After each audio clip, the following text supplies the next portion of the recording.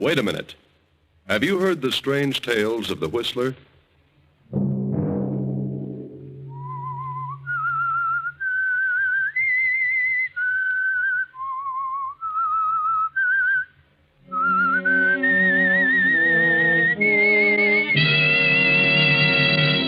I'm the Whistler. You promised me that you wouldn't gamble again. You've broken that promise, and I won't give you another cent. This time, John, you can work it out for yourself. Another Sunday night, and again CBS presents The Whistler.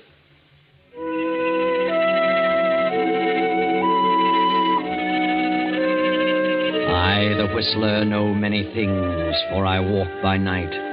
I know many strange tales, many secrets hidden in the hearts of men and women who have stepped into the shadows. And so I tell you tonight the amazing story of Avarice. John Abbot lives in a vast house on the outskirts of town. But it isn't John's house. It belongs to his wife. John has never had a penny he could honestly call his own. But then John has always been lucky. John Abbot is somewhat of a gambler who was fortunate enough to marry a wealthy young widow, Marsha Howard, wife of the late motor magnate Burton Howard. But John has pulled a few tricks bordering on the shady side of late, and Marsha has come to distrust him. She has paid off a number of his gambling debts, but this time he's really in a spot. John got into a poker game with Mike Flynn, lost, and paid off with a worthless check. Hello, Mike. How are you? I haven't seen you since that big night last week. Where have you been keeping yourself? Where have you been keeping yourself? Well, my wife's been rather ill, you know. I've intended to get in to see you and the boys for some time. Did you try real hard, John? Try? Why? What do you mean? I kind of get an idea you were trying to avoid me. Oh, why should I? Would you have dropped in today if Muggsy hadn't tipped you off that I wanted to see you? Why, of course I would. In a pig's eye. I resent that, Mike. You do? Well, I resent this. What? This rubber check. You got a lot of nerve horning in on a game when you can't pay off.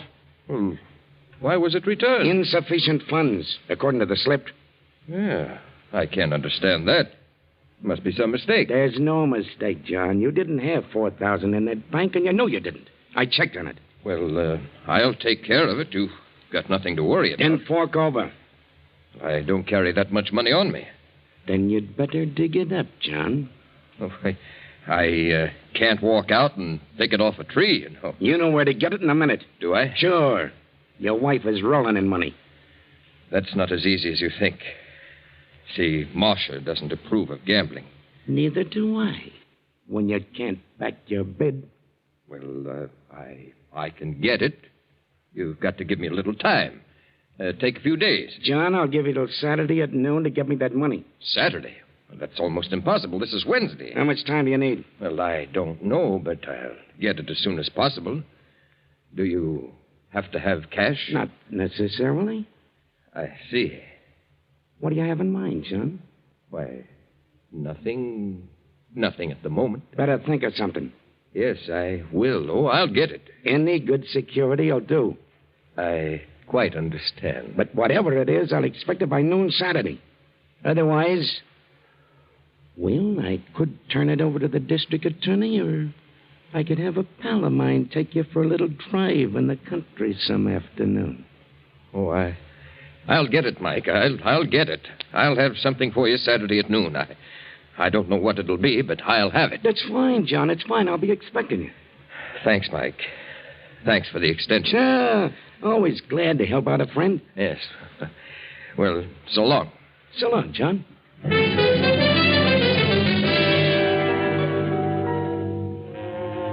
So John Abbott walks out of Mike's office and home in a deep fog, goes to his wife's room on the floor above, slips easily to the side of her bed. Marsha? Huh? Marsha. Oh, is that you, Nita? Were you asleep, Marsha? John. I'm sorry if I awakened you. What time is it? A little after noon. Where's Nita? I haven't seen your sister this morning. She's around someplace, I imagine. What did you want, John? I wanted to ask you something. That is, well, I have a favor to ask.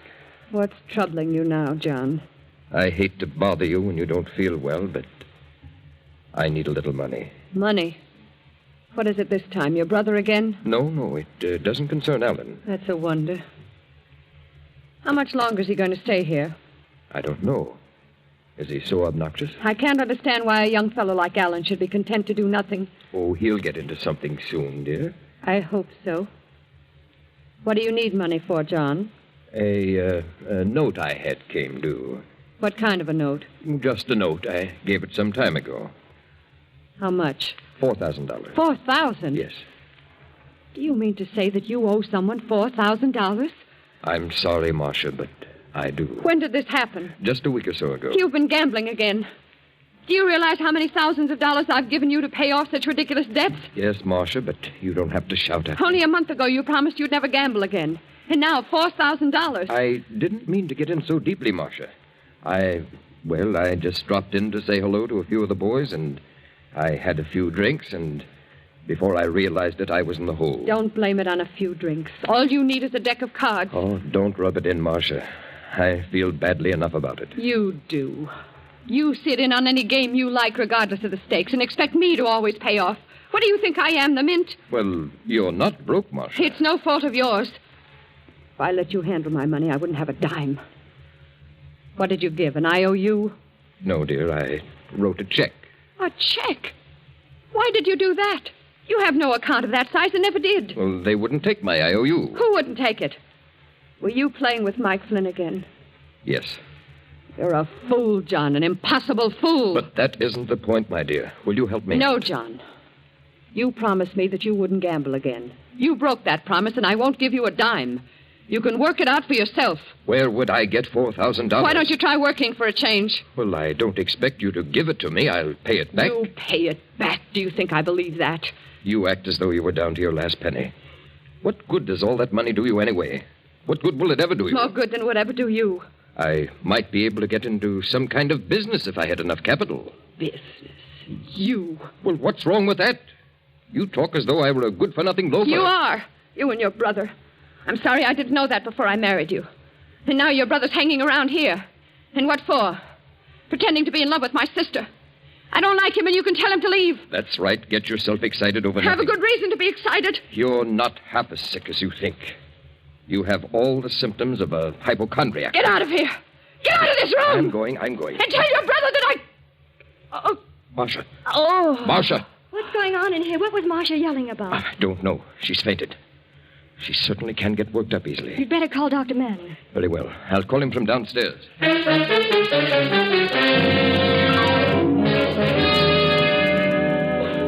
Dr. Manning. Oh, yes. This is John Abbott. I wonder if you could come over here. Marsha has had another spell. Yes. Very well. Goodbye. What happened, John? I don't know, Ellen. She gets excited over the least little thing. Yeah? What was she yelling about? Oh, I went in to ask her about something, and she blew up. What did you say to her? Why? Was it something about me? No, I needed a little money to cover a note. And I happened to ask her at the wrong moment. Note? You mean the check, don't you? Check? What do you mean? That $4,000 check you gave Mike Flynn? What do you know about that? I heard about it. So? You think she'll let you have the money? I don't know, Ellen. I rather think she will, eventually. What do you mean, eventually? You've got to have it by Saturday. Yes, that's right. Sure in a tough spot, John. I'd hate to be in your shoes. Why? Mike Flynn is a bad egg to fool around with. I know how to take care of Mike. Yeah, I hope so. I'm going out for a few moments. I'll be back by the time Dr. Manning gets here. Okay.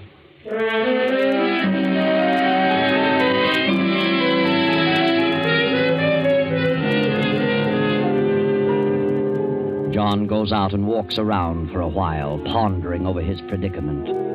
Alan sprawls on the sofa and studies his own personal problem. In a few moments, Nita, Marsha's young sister, comes down the stairs. How is she, Nita? She's a little better. I gave her some of her medicine, and she pulled out of it. What upset her? Oh, it doesn't take much to upset Marsha. She's such an unreasonable woman. I wonder what John said to her. Probably some trivial little thing. Maybe. Sometimes I feel I can't stay here another day. Why do you stay, Nita? Well, I feel it's my duty to stay. It wouldn't be right to leave Marcia in this condition. Is that the only reason for staying? No, Suppose she's angry because of my being here? I don't know. I don't think she likes me very much. I don't know why she should feel that way. I've tried to be nice to her. She doesn't seem to like anyone very well. She makes herself miserable. No one seems to be able to do anything for her. Suppose she resents your being here, Nita? Why should she? Oh, I don't know. She might invent some crazy idea and, well, I wouldn't want to see her get angry with you, Nita. What reason would she have to do that? Oh, I don't know. I was just talking, thinking out loud. What are you trying to say? Do you think that Marsha loves John? I know she doesn't. Do you believe that John loves Marsha? I don't know. I don't see how he could, considering the way she treats him. Poor John is miserable. My heart aches for him. Nita, you know that I love you very much. Don't you, darling? Yes. Please marry me, Nita. Oh, I just can't, Alan. I know you love me, but I know that I have nothing, but that'll change. I got a swell job coming up, and I'll make you very happy, Nita. I believe you, Alan. I know you love me, but I just can't say yes because... Because of John? John is a swell fellow, Nita, but he's a lot older than you. Besides, he's married to Marsha. So what good does it do to you? I can't help it, Alan. I just can't help it. Do you think that John cares for you? I think he does. Has he told you so? No, it doesn't matter. I worship him. He'll never divorce Marsha. He can't afford to. I know. Then what do you expect to happen? Are you waiting for Marsha to die? Is that it? How can you say such a thing? Oh, why not be frank? Marsha may live for years, and the longer you stay around here, the worse it'll be for you. If you married me and got away from here for a while, you'd forget all about John. I don't think so. The longer you stay, the more miserable you'll become. Perhaps. But I can't leave. I can't. I've tried. Very well, Nita. But I think you're foolish. Out of your mind. Please, Alan, let me alone. Don't say another word about it, please. Okay. I won't say another word. Not another word.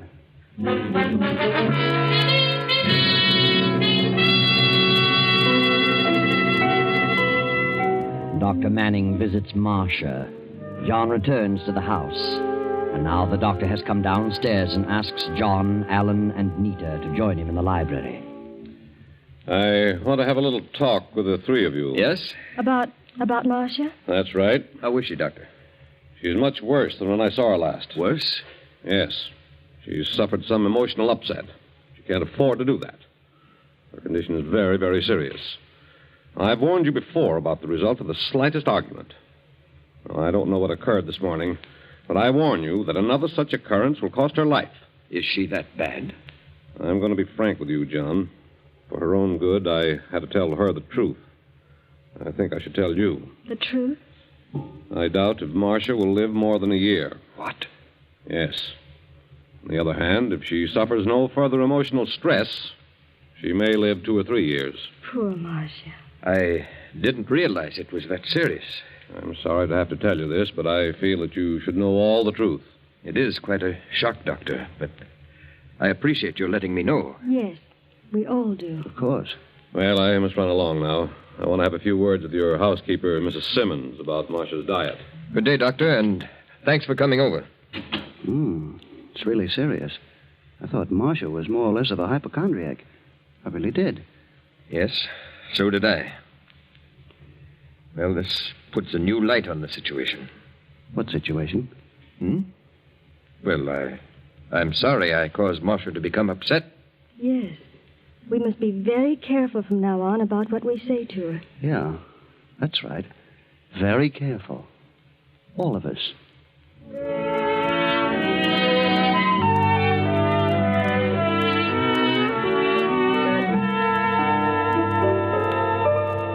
Early next morning, John goes into town to have a talk with Mike Flynn, the gambler. Mike isn't in his office, so John drops over to the drugstore to purchase a few articles.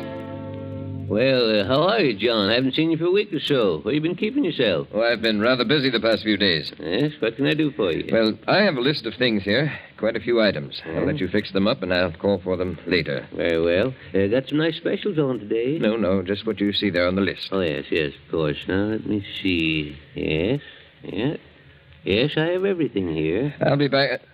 Oh, hello, Mike. I was just up to your office. So I hear. Got some good news for me, John? Why, yes. That is, well, I think things are going to be all right. That's all? I'm glad to hear it. For your sake. I wanted to ask a little favor of you, Mike. Favor? Yes. Well, that all depends on what it is. What you got in your mind, John? Well, I suppose we go over to your office. Okay. Whatever you say. Just wrap those things up, Mr. Smith. I'll call for them in half hour or so. Come on, Mike.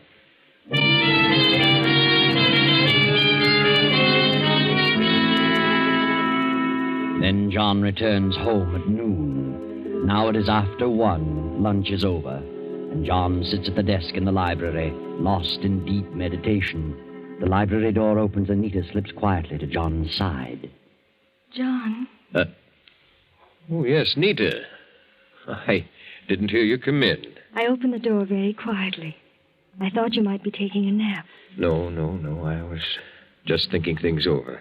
I know how you must feel, John. I've developed a bit of a headache. I didn't sleep a wink last night. I'm so sorry for you, John. May I rub your head? It might help a little. Oh, thanks, Nita. I'm all tied up in knots. Does that help? Oh, yes. Helps a lot. Sweet of you, Nita. You're an awfully nice girl. Thanks, John. Yes, the man who gets you for a wife is certainly going to be lucky. Think so? I know so. Are you really in love, Nita? Yes, John. I'm sure I am. And I hope it lasts. But with a girl like you, sweet and kind and gentle, it's bound to last. Yes? You know, Alan is a very good boy, but he's got to be handled carefully. He's quite a bit like me. I know my shortcomings, and Alan has the same. We were both raised with a silver spoon in our mouths. Then we were suddenly thrown out into the world on our own, and we just couldn't take it. I had nothing to offer anyone, so I just followed the line of least resistance. Have you, John? Alan is just like me, but fortunately he's young enough to be changed. He can learn new tricks. The right girl could help. And you are the right girl. Think so? Yes. You're as different from your sister as night from day. But I don't love Alan. But you just said you did. No, John, I didn't. I did say I was in love, but not with Alan. But he's mad about you, Nita. I know. He's nice, but I don't love him and never will. Well, then if you're in love, and it isn't Alan, then who is he? Don't you know? No. Oh, John. John. Nita. Nita. Oh, John, forgive me, but I can't help it. What do you mean? Don't you know, John? Look at me, Nita. Yes, John, I know it's despicable, but I can't help it. I love you. Well, of all things. Nita. I've loved you from the day we first met. But, Nita, darling, what's ridiculous. You can't mean it. I do. I've tried to fight it, but I can't. I'm married to your sister. Marsha doesn't love you, not the way I do, and you don't love Marsha. How do you know that? I can tell, I know. Oh, you're miserable, John. Am I? Yes. Marsha has treated you terribly. How you've gone on this long, I'll never understand. But I love you. I'll always love you. Don't you care for me at all? Yes, Nita. I'll have to confess. I do. Oh, John. John, darling. Oh, it won't work. In the first place, I'm married to Marsha. In the second place, I'm older than you. In the third place? Yes? I'm in a spot. A very ticklish spot. I can't afford to, break off with Marsha. What do you mean? I owe a certain man $4,000. I must pay him by this coming Saturday, or I might go to jail. What? Oh, he couldn't do that. Yes, he could. And he might even take me for a ride. Kill you? Yes. Oh, John. Did you tell Marsha? That was the cause of her relapse. She refused? Absolutely. Well, that only proves she doesn't love you. She's mean and hateful. Sometimes I think she's insane. Do you? Maybe she is. You mustn't give up hope, John. You'll get the money. How? There'll be a way, John. There must be a way. We'll make a way. Make a way? What do you mean? I'm not sure, but we'll find it.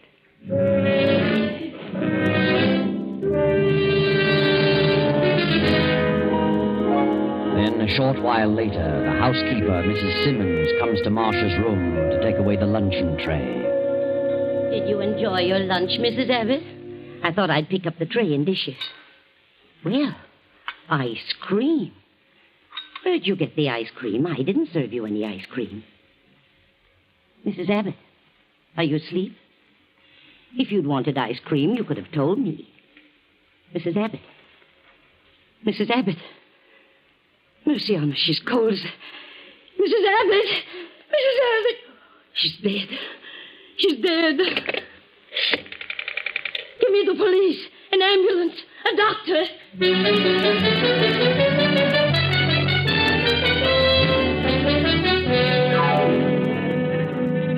The police arrived, the ambulance arrived, but Marsha was dead, quite dead. Why the police were called, only the housekeeper knew. But once the police arrived, they followed it through to an autopsy. Now the officers have returned to the Abbott residence. Captain Barnes is speaking. You're Mrs. Simmons, the housekeeper? Yes, that I am. Mm-hmm.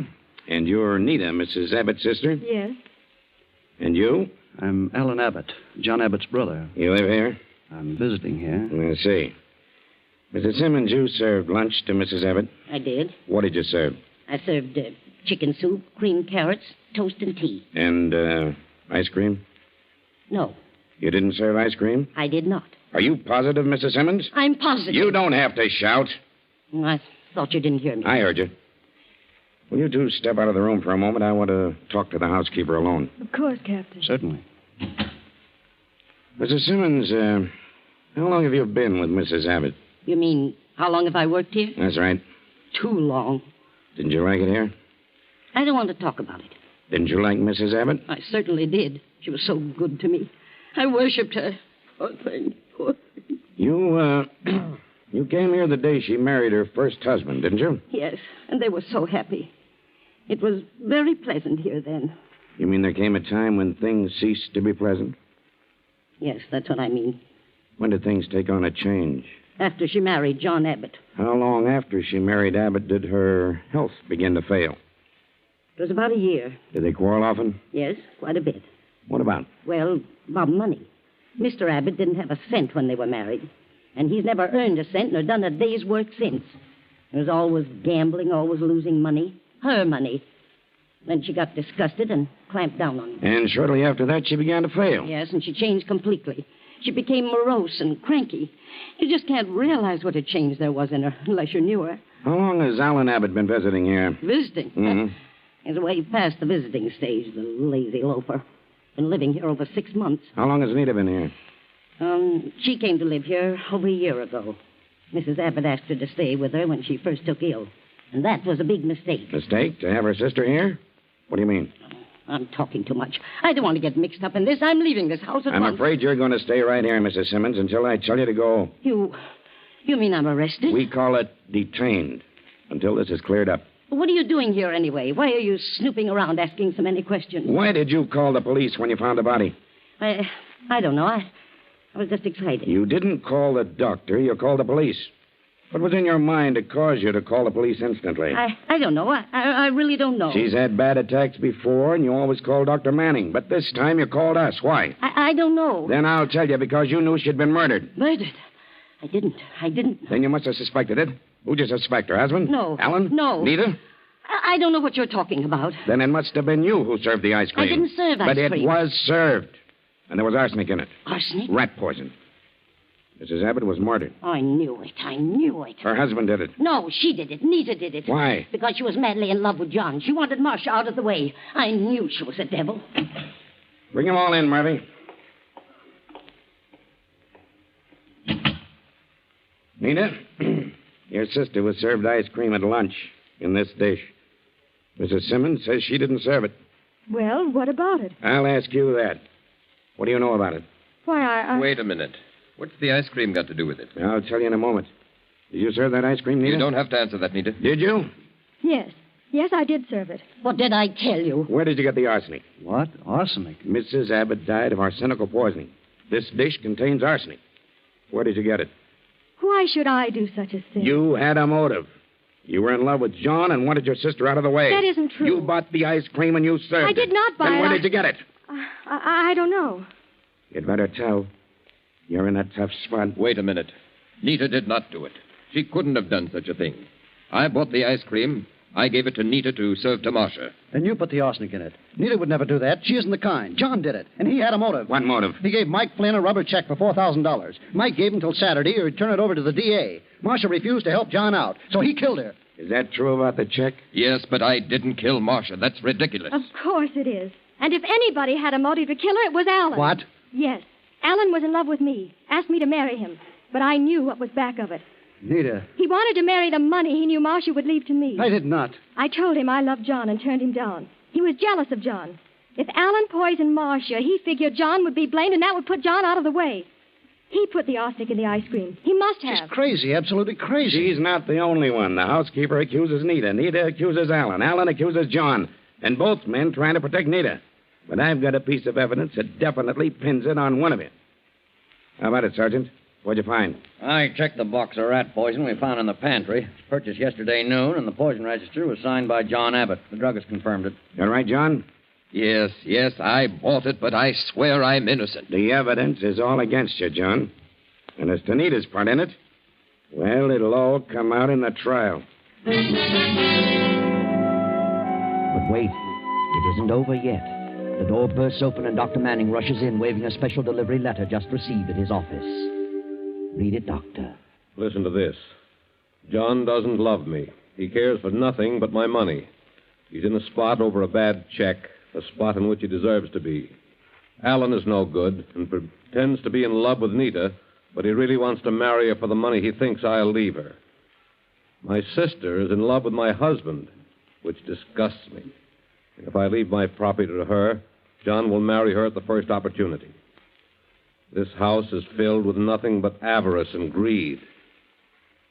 I can bear it no longer. The thought of hanging on to life under these conditions for another year is intolerable. A few minutes ago, I slipped down the back way and found some rat poison. Removed a portion of it, slipped back to my room, and mixed it with the ice cream. Enclosed is a short will, witnessed by Mrs. Simmons. I leave all my property, personal and real, to the children's home at Montebello. This will end the disgusting situation created by my late husband's fortune. Signed, Marsha Howard Abbott. Well, there you are. None of them killed Marsha, but they certainly had the motives. Now, all of them are left to face the world penniless. And there's still a $4,000 check standing between John and Nita. Too bad.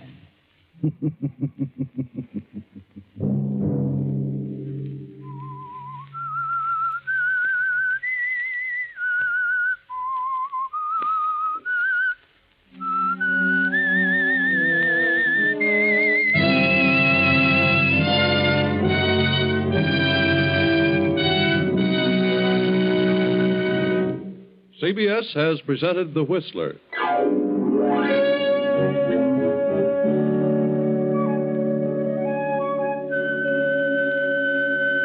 Original music for this production was composed and conducted by Wilbur Hatch. The Whistler is written and directed by J. Donald Wilson and originates from Columbia Square in Hollywood. Next week, same time, I, the Whistler, will return to tell you another unusual tale. Good night.